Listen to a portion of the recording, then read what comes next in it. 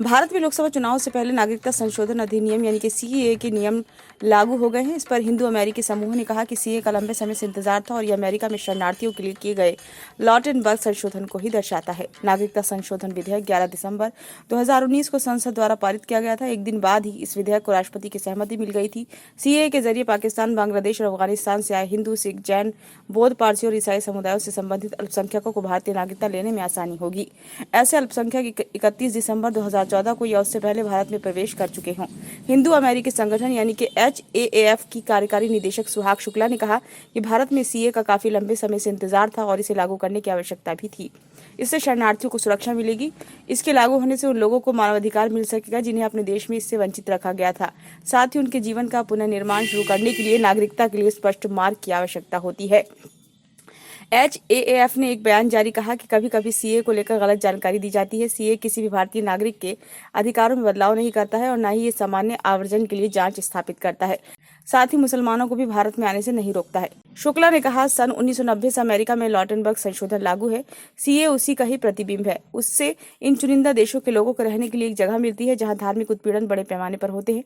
उन्होंने आगे कहा, मैं दुनिया के सबसे पुराने और सबसे बड़े धर्मनिरपेक्ष लोकतंत्रों अमेरिका और भारत को उन लोगों की आजादी और नए जीवन के लिए मार्ग प्रशस्त करके आशा की किरण के रूप में देखने पर गर्व महसूस कर रही हूँ, जिन्हें केवल अपने धर्म के कारण मानवाधिकार उल्लंघन का सामना करना पड़ा है।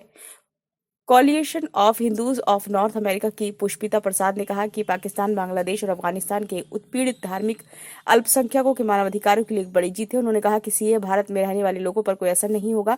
ये पाकिस्तान, बांग्लादेश और अफगानिस्तान में उत्पीड़न का सामना करके आए करीब 31,000 धार्मिक अल्पसंख्यकों को भारतीय नागरिकता देने की प्रक्रिया में तेजी लाएगा। प्रसाद ने कहा, उदाहरण के तौर पर हम देख सकते हैं कि हर साल अकेले पाकिस्तान में अल्पसंख्यक समुदायों की 1000 से अधिक नाबालिग लड़कियों का अपहरण कर लिया जाता है, उनका जबरन धर्मांतरण किया जाता है।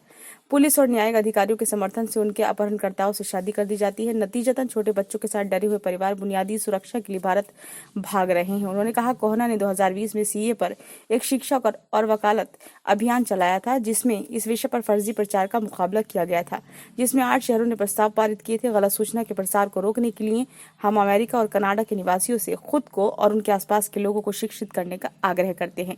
अफ्रीकी अमेरिकी गायिका मैरी मिलबैन ने इसे शांति की ओर एक मार्ग के रूप में बताया। उन्होंने कहा, यह सच्चा लोकतांत्रिक कार्य है। उन्होंने कहा कि एक ईसाई धार्मिक महिला और धार्मिक स्वतंत्रता की वैश्विक पैरोकार होने के नाते मैं मोदी सरकार की सीए लागू करने के लिए सराहना करती हूँ। इससे पाकिस्तान, बांग्लादेश और अफगानिस्तान में आए गैर मुस्लिम प्रवासियों, ईसाइयों, हिंदू, सिखों, जैनियों, बौद्धों और पारसियों को भारतीय नागरिकता मिल सकेगी। ब्यूरो रिपोर्ट, नई दिल्ली।